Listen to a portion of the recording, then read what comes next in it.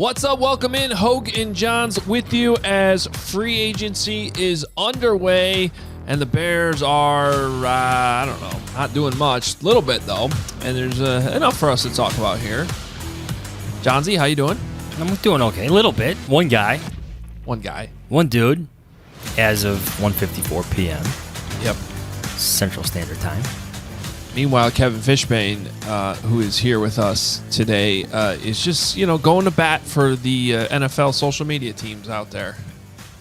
It really bothers them that they can't tweet for a couple days about any of this, and so, he's going after the little guy, the important guy. As I said to somebody on Monday, it's the nicest thing I'll tweet about Larry Mayer all year long. Is that I feel bad that Larry can't write anything about Big Larry. Yeah. Like the NFL Network can spend, can write and tweet and do videos about Big Larry, but our Larry can't do anything until Why Wednesday haven't we 3 called o'clock. our Larry Big Larry? Because it used to be pretty big Larry. Whoa. Pretty big. Pretty big Larry. What are we talking about anymore? Lost some weight Larry. Okay. Wow. I Uh, know Larry listens to this pod, so he's the Larry to me. yeah, he probably turned it off. There's well, we got The Larry. we got Larry, and Larry with Borum, Ogunjobi, and Mayer. Oh yeah, lots of Larrys. It's getting confusing. I do think it's funny that they can't just put out like, "Hey, we've agreed to terms with the player," like because that's actually what's happened. So why is that wrong? I don't understand that. Do you guys recall? Was it 5-6 years ago when this negotiation window began, and some of these leaks and these stories would come out, and people thought that these agents would get in trouble, or these reporters would get in trouble for breaking this news? Do you remember that kind of like brief storyline for a day before the NFL realized, oh, this is great, just nonstop coverage for a week? But it's also there's nothing. You're allowed to agree to terms, right? Yes. That's not. I mean, you're allowed to talk, but I think you're also allowed to agree to terms. So they just can't sign. I guess that would be the argument for why teams shouldn't be. Yeah, and Kent, our producer Kent, just dropped this in our private chat, and I was about to say the same thing. Hey, what happened with Randy Gregory today? Right, so like it comes out that the Cowboys are going to keep him, and if the Cowboys' actual Twitter account came out and were like, "We're keeping Randy Gregory," and then an hour later he goes, "No, I'm going to Denver." But rarely that do pretty bad. like rarely do the team sites actually break this news though. True. Here's a question for you guys. So 11 a.m. Central Time Monday is when tampering begins. If they just said free agency begins 11 a.m. Monday, like, but see, the reason is the whole. I think the was it about 48 hours or whatever window is to prevent tampering. Because if it just was like, no, I'm serious. Because I know. If it's a laughable proposition, but yes, I know. But like, if they just went like, okay, this starts at 11, teams are going to start talking. They'll start 3 days. Yeah, and anyway. I think well, one of the problems, and maybe this could also go back to the COVID free agency of 2020, is when this first started, the official visits from players would not take place until Wednesday afternoon. So there was a little bit of meaning for those guys who wanted to actually visit facilities, but guys don't do that anymore, except for Deshaun Watson, apparently. Rarely. Yeah. Hey, speaking of Deshaun Watson, and I don't know if we're gonna get this, but I'll just throw this out there really quick. So 5 years later, Ryan Pace could get Deshaun Watson. 5 years and 22 civil lawsuits later. Yeah, good. I mean, good clarification there. Yeah, those do come with him. Anyway, welcome in. We're here. Kevin's here. I'm excited. I don't know the last time Kevin and I did a podcast together because he keeps ducking me. But he's here. He's got. I was gonna say, Hoge, now that you're on 5 days a week, and you had 4 hours on Friday on the Score. Yeah, there was a lot of Hoge voice like in my head. It's too much. I know. It's I a lot of apologize. Hoge. I apologize. No, it's okay. Here's the true thing, though. This is the first time in my life I feel like my throat, my vocal cords are actually like I can feel it. I'm being serious, by the way. Like I wake up. You need some lozenges? No, like I wake up in the morning and my entire throat is like dry, and I'm like, "What is different?" Oh, yeah. There's a lot of talking going on every day. That's a little bit different. So, well, I think Johns' favorite part of the combine was when I lost my voice the second day. Yeah. And anytime I tried to say something, my voice cracked. It cracked like Kevin was going through puberty again. Like cracked often. Mm-hmm. Yeah. Very often. Like we'd be talking to some heavy hitters down there in Indianapolis and trying to dig and find out what's going on. It was extremely distracting. It was. As your voice inflection kept changing as you went through puberty for the second time in your life. This time at the Indianapolis. I was going to say it's a good talking point because I'd say, hey, I haven't gone out to a bar in 2 years, so here I am. I lose my voice the first time I go out. But then I couldn't even have that conversation because I'd lost my voice. Look, we all survived the combine. Our immune systems are all firing, on full blast now after being in Indianapolis. Everything's good. You can follow us on Twitter at Adam Hoge, at Adam Jahns, at K Fishbain. Read those two guys over on The Athletic. theathletic.com/Hoge and Jahns is where you go to subscribe. As Kevin mentioned, you can now watch daily CHGO on YouTube. 11 a.m. We go live every day with our CHGO Bears podcast. You can also listen to it as a podcast if you want more than this. But as we told you last week, the only rule is that you have to listen to this. You have no choice. You have to listen to this podcast. It is required by law now that we have somehow put in there. And we know it is law. Yeah. It's important law. I do need to give a shout out to longtime listener Jose from Costa Rica, who you guys may have seen this on Twitter yesterday, but he lives in Costa Rica, listens to us from Costa Rica, and has for a really long time. And he was in Chicago these last couple of days, so he dropped off a ton of Costa Rican coffee, and I'm told it's like the best coffee you can get, and some beer, Costa Rican beer. The only condition is that I have to share it with you guys. I like beer. Yeah, I know, but this may require you, Johns, to actually invite me over to your house for the first time since the pandemic started. Okay, fine. What are you doing Saturday? Oh, so now there's free beer involved. Now I can come over, which I would bring over anytime anyway. True, because you're a gentleman. Kev, you could come too. Hoge and I are going to be watching March Madness. What? I'm not going to be watching March Madness. I don't know. I don't know your life. I don't know what's going on. Well, Saturday's a good day. Household. Yeah, Saturday's a good day for me because Badgers don't play on Saturday. They might not play Sunday either. They might not. They lose to Colgate. Well, but they're nearby Milwaukee. It's a great thing. It's a great weekend for the Badgers until they lose to Colgate on Friday night at a game that starts at 9 o'clock at night time for some reason. That's okay. That's not why you guys are here, although we can break down, Kevin doesn't know what it's like to deal with these March Madness starts and weird times and making it to Sunday. I was going to say, my alma mater's gone to one more NCAA tournament than Johns' alma mater. It's true. Yeah. Very true. Yep. Your guy's like you get a warning or something, right? Well, when you go to one postseason appearance in 10 years, you get to come back with he has to show improvement this year. He got a sternly worded email about being better at his job. Understandable. That was an interesting statement that was put out there. But go Cats. I have a lot of tweets saved in drafts that I can text you guys later if you want to tweet them. Know my real thoughts. Just tweet them. Come on.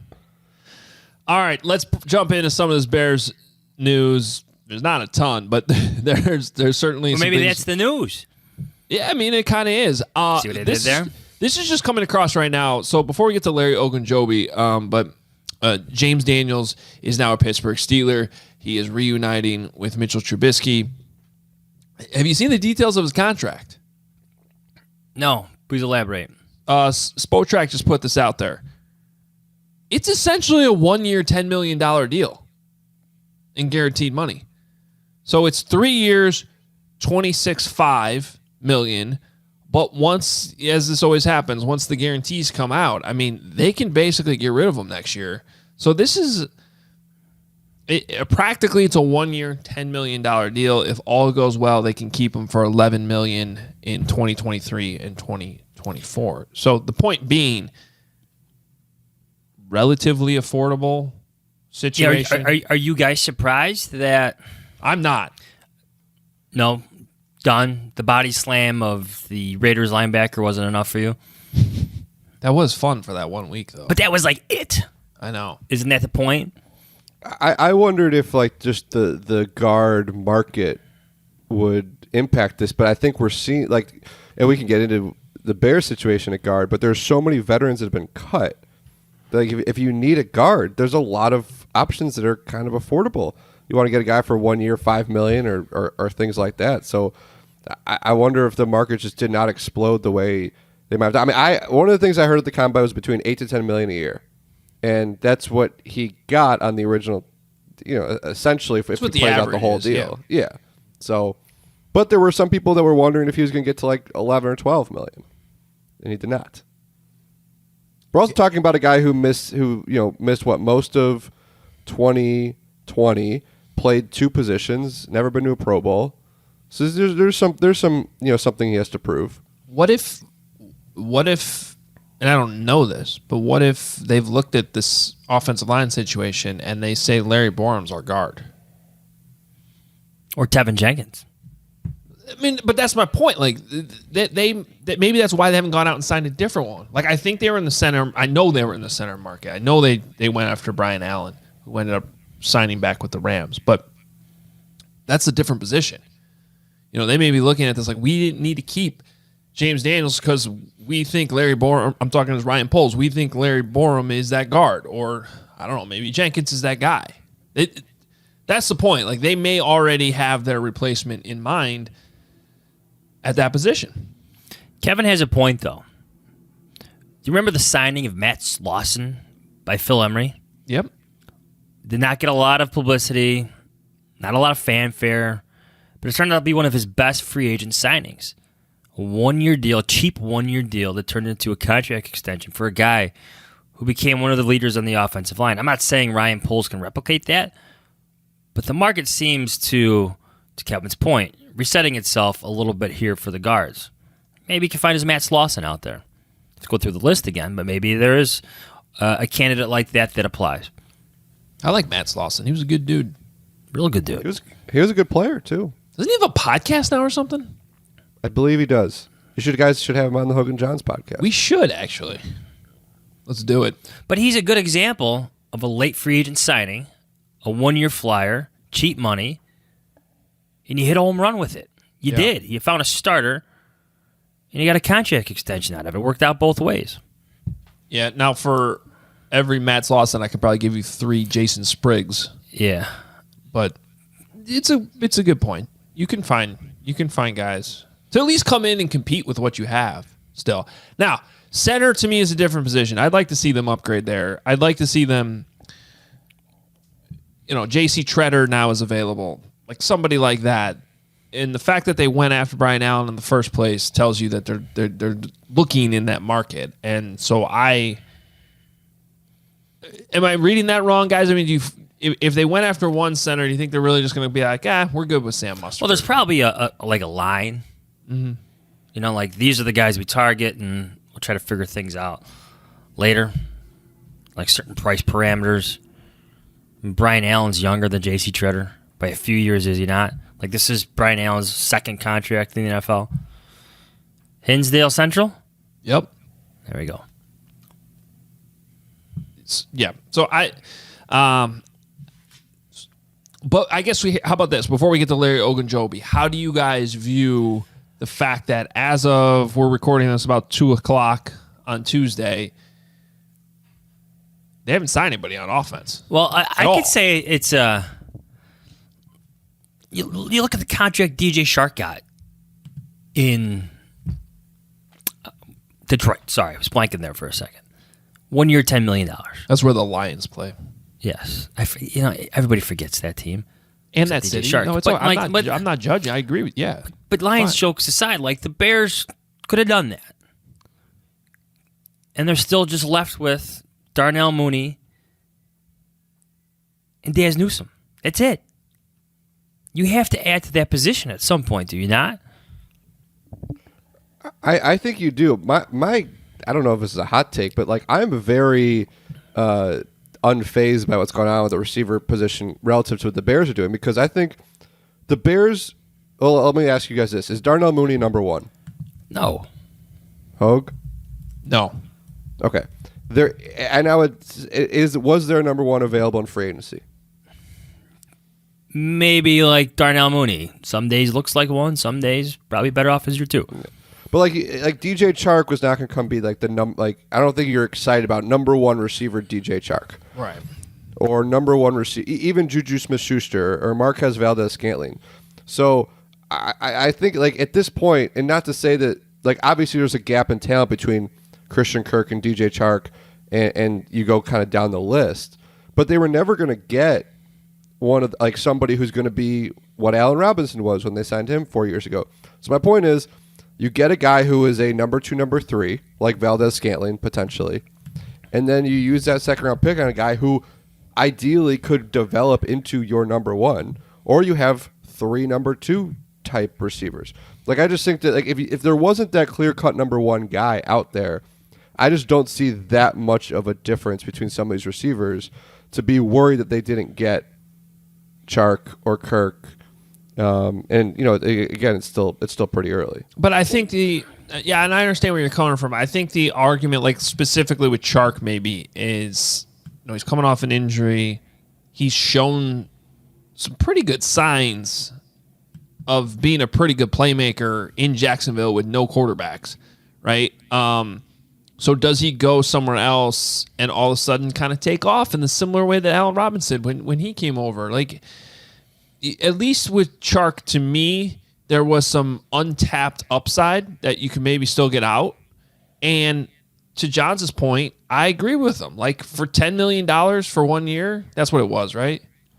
I would have done that. Because, like, yes, there might not be a stud number 1 guy out there, but you still need to have better options for, like, when the dust settles on this, and that includes after the draft, Justin Fields better have a better wide receiver group to throw the ball to for his own development. And the problem with relying on a rookie, even if it's a high second round pick rookie, they're still a rookie. And most wide receivers need time to, like, Darnell Mooney was honestly closer to the exception than the rule, especially from where he was drafted later in the 5th round, where he was able to be so dependable so early. Because most wide receivers, even the good ones, go through a ton of growing pains at that position early on in their career. And I'm just thinking more of this in terms of Justin Fields' development than anything else. You need more. You need more. You can't go... You can't even get close to the draft without adding a few guys. What do GMs often say? Like, you want to try to eliminate certain needs so you don't feel compelled to reach in the draft. I mean, who knows? Maybe the 39th, the 48th overall picks, which is what the Bears have now, maybe that's a good range for wide receivers. But the draft is unpredictable, man. It really is. It really is. You need to add to the position. So right now, as we're recording, DJ Chark, Christian Kirk, Russell Gage. That's it, right? Are there any other receivers who have signed? There's another one in Jacksonville. Zay Jones. Oh, Zay Jones. Okay. So what the Jacksonville Jaguars are doing is just absurd, right, by the way. The Bears were never going to get into that Christian Kirk money range. And Cedric the guy's Wilson never too. had a 1,000-yard receiving season. He got that contract. Like, go get it. Absolutely, love what Christian Kirk got, but wow, what are the Jacksonville Jaguars doing? Yeah, and Hoge, you made a good point. I mean, Chark was a Pro Bowler 2 years ago, so there's something there. But I just think that we're so early in this. Like, they could still theoretically sign both Valdez-Scantling and Smith-Schuster, right? Like, they could pull a 2018 and sign, when they signed Robinson and Taylor Gabriel, and then drafted Anthony Miller in the second round. Like, I've always thought that's what they're going to do. They're going to sign 2 starters, and draft a guy, and then you have competition, and you hope of those 3 guys, you'd be great if 2 of them are long-term guys. Maybe one of them develops into your number 1. So I just think there's still opportunity. Now, granted, as I'm sitting here saying that, I literally can't think of other free agent receivers other than the 2 guys I keep mentioning. Can I give you one? Yes. Jarvis Landry. Okay. Does he do anything for you?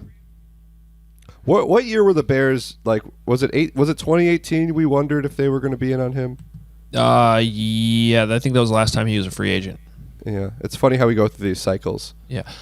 Here's my argument on Jarvis Landry, why I like the idea.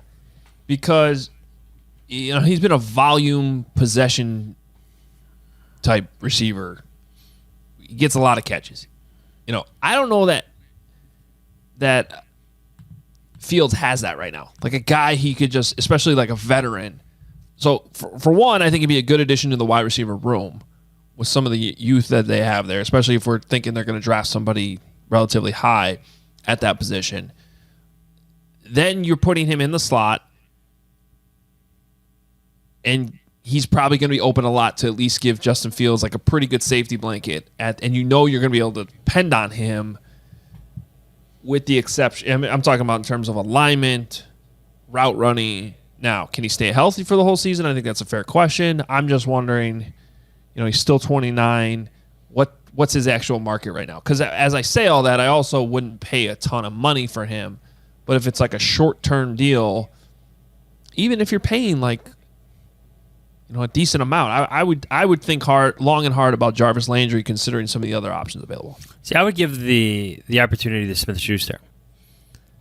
Okay. If you asked me if I had to choose Shark over Smith-Schuster, I wouldn't do it. I'd take Smith-Schuster, Juju, over him any day of the week.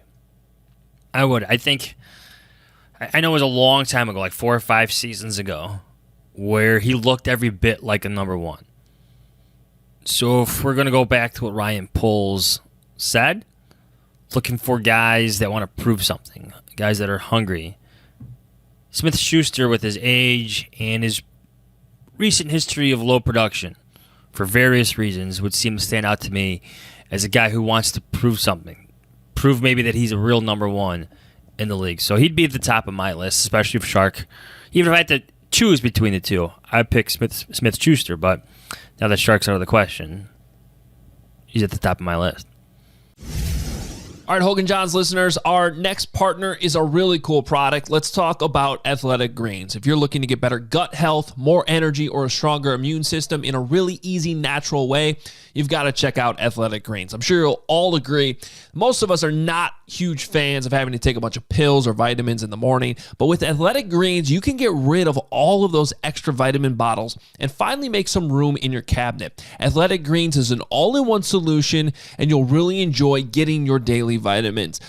Easy to make. You just take a scoop, you put it in some water, shake it up, mix it together. It's really that easy. Then you just drink it. So what is this stuff? Well, with 1 scoop of Athletic Greens, you're absorbing 75 high-quality vitamins, minerals, whole food source superfoods, probiotics, and adaptogens to help you start your day right. This special blend of ingredients supports your gut health, your nervous system, your immune system, your energy, recovery, focus, and aging.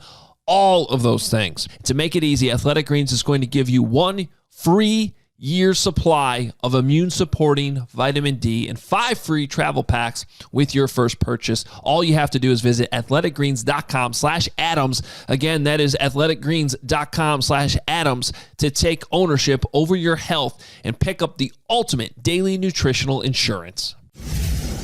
All right, guys, I've had my Helix mattress for probably 6 months now, and I absolutely love it. It was so quick and fun to unbox. Just pops up, it's like it inflates. You put it right there. You can sleep on it immediately, and most of all, it's very, very comfortable. Helix Sleep has a quiz that takes just 2 minutes to complete and matches your body type and sleep preferences to the perfect mattress for you. Why would you buy a mattress made for somebody else? With Helix, you're getting a mattress that you know will be perfect for the way you sleep. Everybody's unique. Helix knows that, so they have several different mattress models to choose from. They have soft, medium, and firm mattresses, and mattresses great for cooling. So if you sleep hot, then you can sleep cool. And they have mattresses great for spinal alignment to prevent morning aches and pains, and even a Helix Plus mattress for plus-size sleepers. I took the Helix quiz.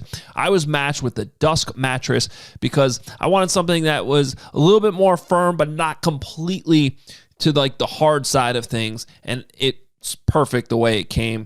And I'm a back sleeper, so that's also part of the quiz that you fill out. This is the one they gave me. And I'm telling you, it fits. So if you're looking for a mattress, you take the quiz, you order the mattress that you're matched to. Mattress comes right to your door, shipped for free, by the way. Helix is awesome, but you don't need to take my word for it. Helix was awarded the #1 best overall mattress pick of 2020 by GQ and Wired Magazine. Helix has been recommended by multiple leading chiropractors and doctors of sleep medicine as a go-to solution for improving your sleep. Just go to helixsleep.com/Adam, take their 2-minute sleep quiz, and they'll match you to a customized mattress that will give you the best sleep of your life. They have a 10-year warranty, and you get to try it out for 100 nights risk-free. Helix is offering up to $200 off all mattress orders and 2 free pillows for our listeners right now at helixsleep.com/Adam. It's NCAA tourney time, and basketball and hockey are in full swing. For many of us, there's no better way to enjoy the games than by having some skin in the game, which is why BetMGM is still the exclusive betting partner of The Athletic. And as a fan of The Athletic, you get a great offer when you use BetMGM too. Sign up with BetMGM, get a $200 bonus when you bet $10, plus get a free 1-year subscription to The Athletic. Just sign up using promo code TheAthleticPod and get in the game with the king of sports books. It's a $200 bonus when you bet 10, plus a free year Athletic subscription when you use The Athletic Pod at checkout. New customer offer. Download the BetMGM app today. Visit BetMGM.com for terms and conditions. Must be 21 years of age or older to wager. Colorado, Indiana, Iowa, Michigan, New Jersey, Nevada, Pennsylvania, Tennessee, Virginia, or West Virginia only. Excludes Michigan disassociated persons. Please gamble responsibly. Gambling problem? Call 1-800-522-4700 in Colorado, Nevada, and Virginia. 1-800-270-7117 for confidential help in Michigan. 1-800-GAMBLER in New Jersey, Pennsylvania, and West Virginia. And 1-800-BETS-OFF in Iowa. In Tennessee, call or text the red line at 800-889-9789. If you or someone you know has a gambling problem and wants help, call 1-800-9-WITH-IT in Indiana. Promotional offer not available in Nevada. All right. What were your thoughts on Larry Ogunjobi, who they did pull out some money for? I mean, that was not a cheap contract. It wasn't, top dollar either. It wasn't breaking the bank. Doesn't restrict them from doing anything more. But it was still a pretty big signing in the first wave of free agency as it all unfolded in like that first hour and 20 minutes or so yesterday. That was my first thought. This is a first wave move, Ryan Poles. What the hell? You're a liar. You liar. I warned you about that, by the way, last week. I'm like, whatever these guys say at the combine, come on, you can't hold them to Of course. We got, good for him for sneaking one through us. But but my second thought was like, how does this apply? Like, maybe he didn't want to go this high, but they really wanted him. Maybe he wanted to give Matt Eberflus his guy, his 3 technique. But how does this spending affect other spending?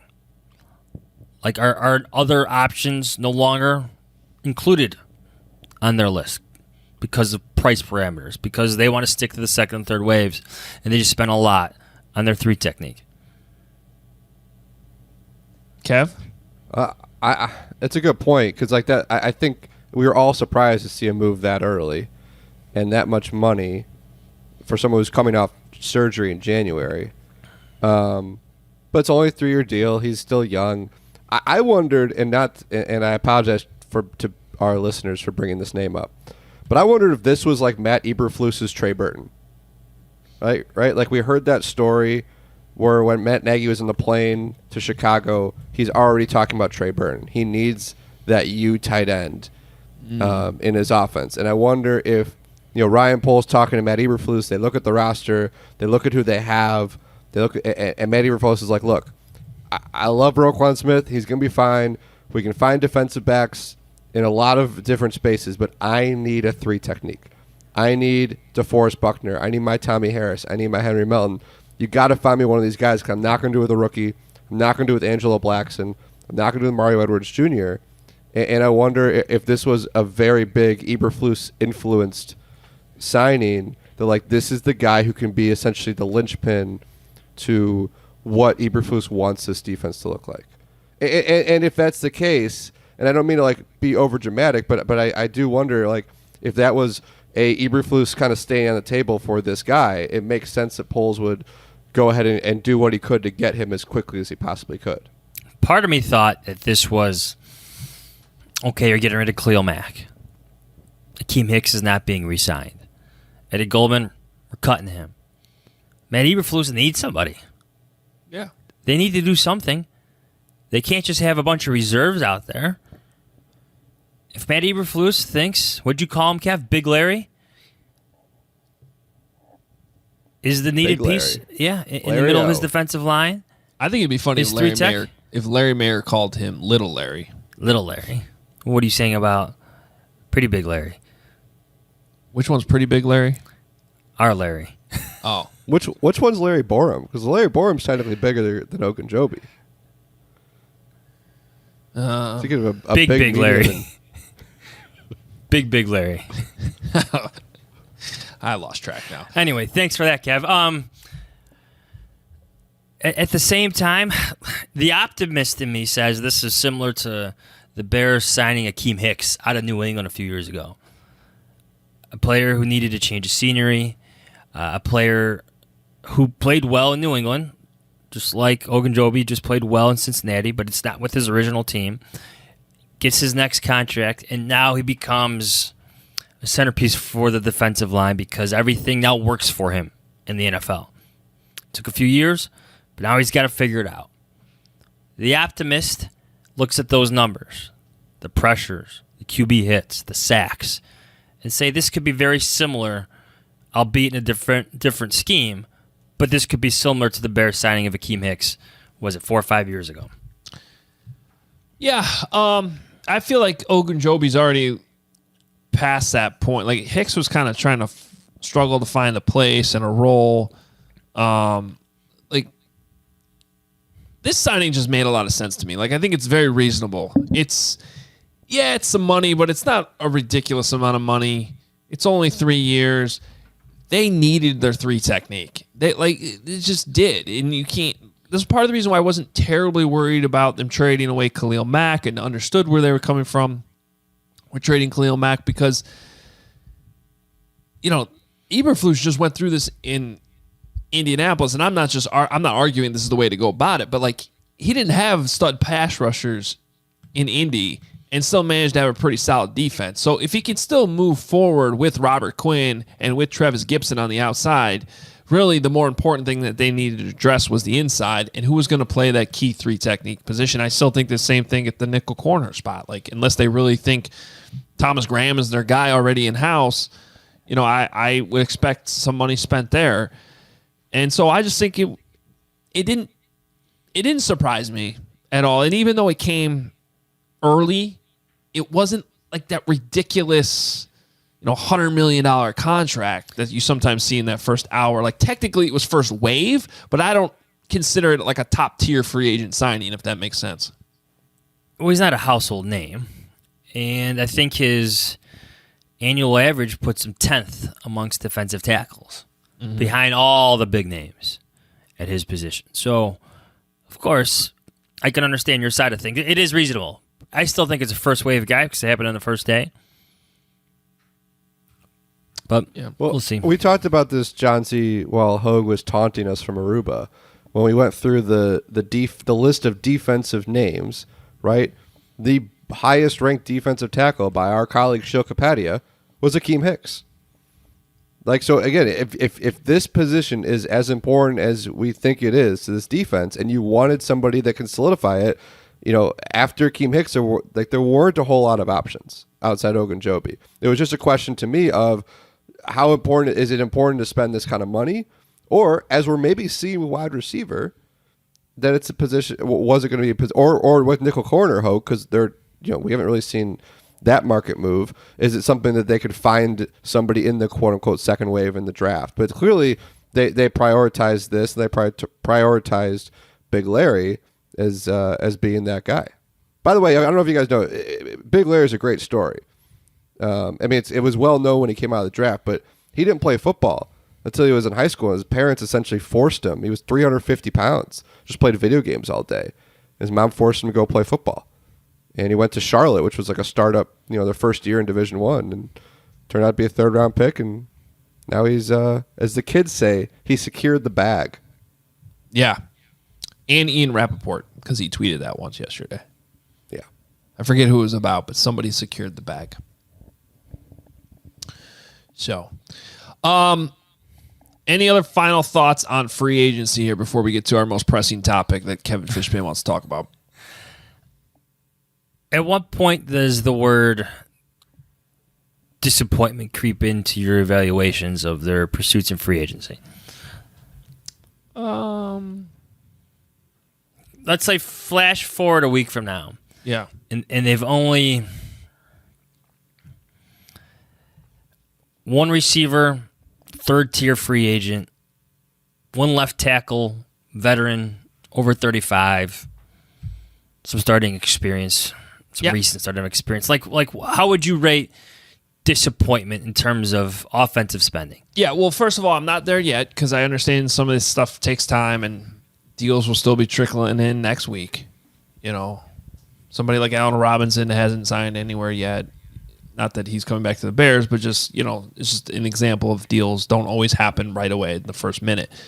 But disappointment for me, to answer your question, comes in if a week from now this offensive roster / depth chart pretty much looks the same.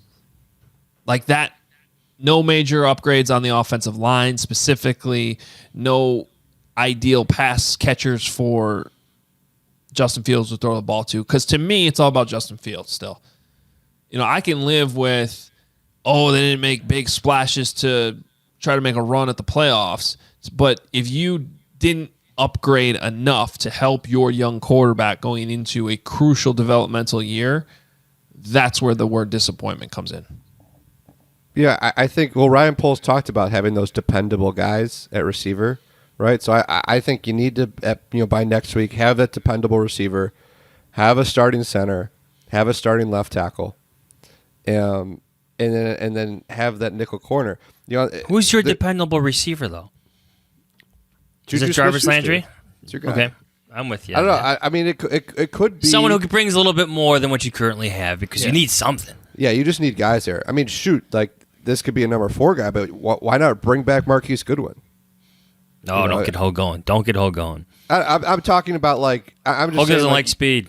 You need guys at the bottom. Like you need to fill the room. No, you need to put guys in the receiver. All right. Anyway, there's a balance here for Ryan Poles because you just need guys, and I think as Hoge, as you've put it, you need people to help Justin Fields, and you need players like Ogunjobi that solidify the defense. But to me, when they're signing guys, I'm so interested in, is this player going to be good in 2023? Right? Yeah. Like it's just like I understand the importance of having good enough offensive players so that this is a crucial year for Justin Fields. I understand getting guys who can give you that foundation for what Matt Eberflus wants to build on defense.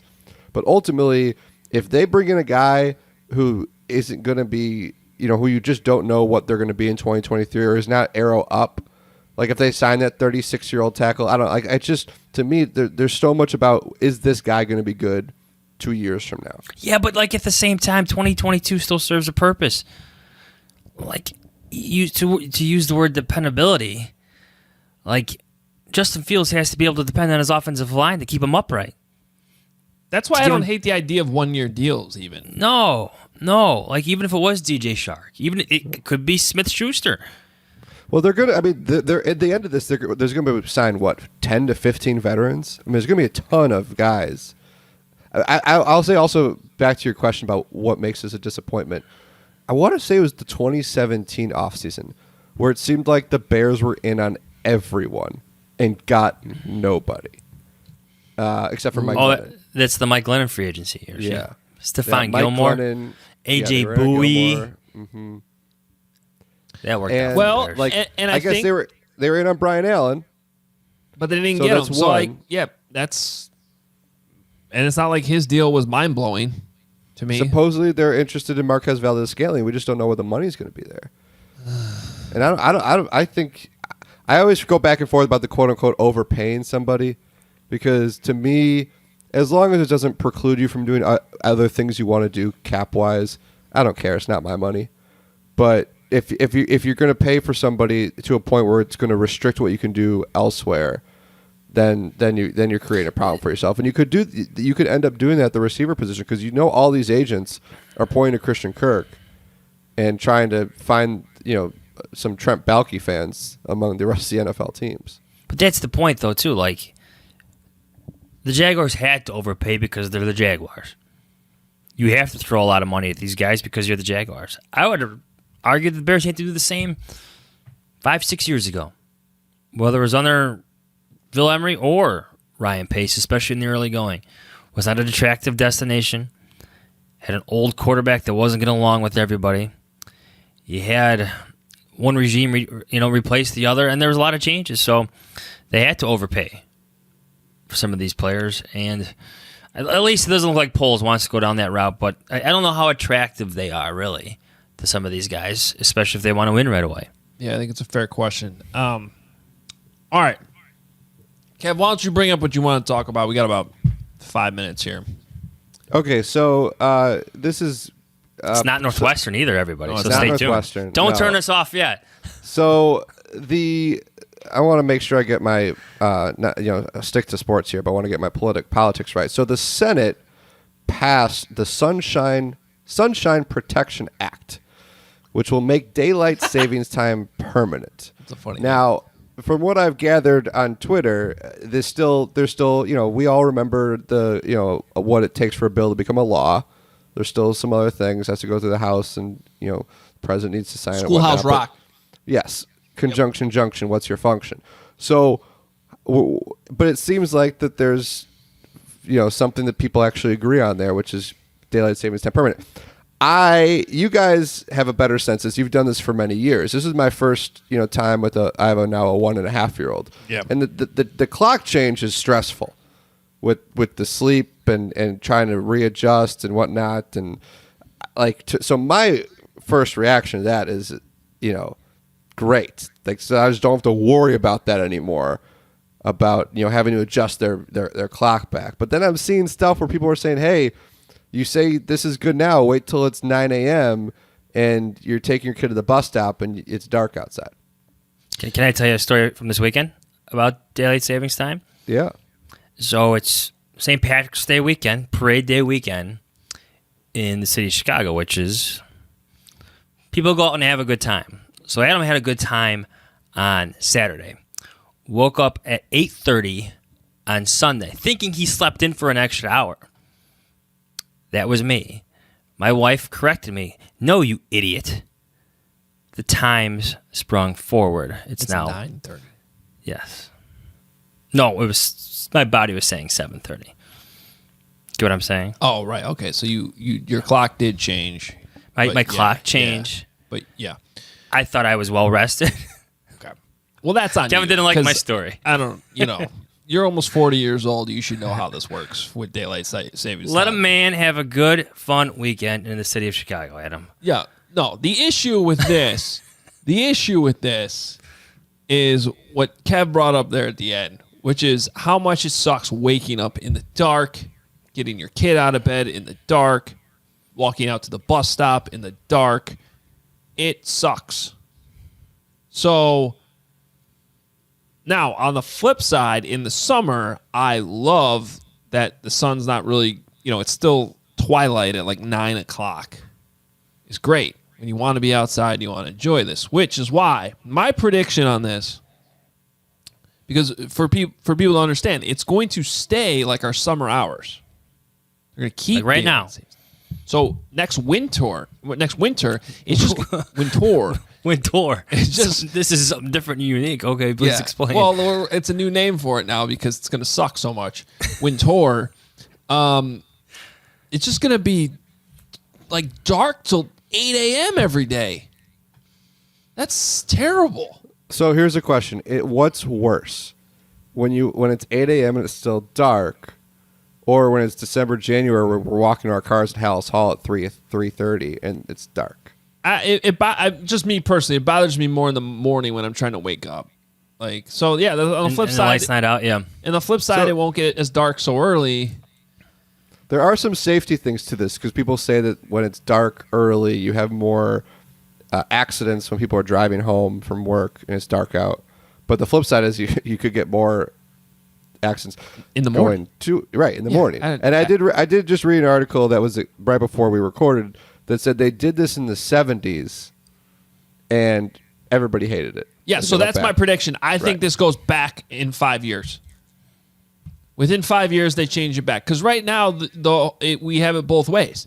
We get the 9 o'clock daylight in the summer when we want it, and then it helps in the mornings in the winter. Like when the clock changed in the winter, or I guess that would have been like early November, it was awesome because I was just so sick of it being dark in the morning. And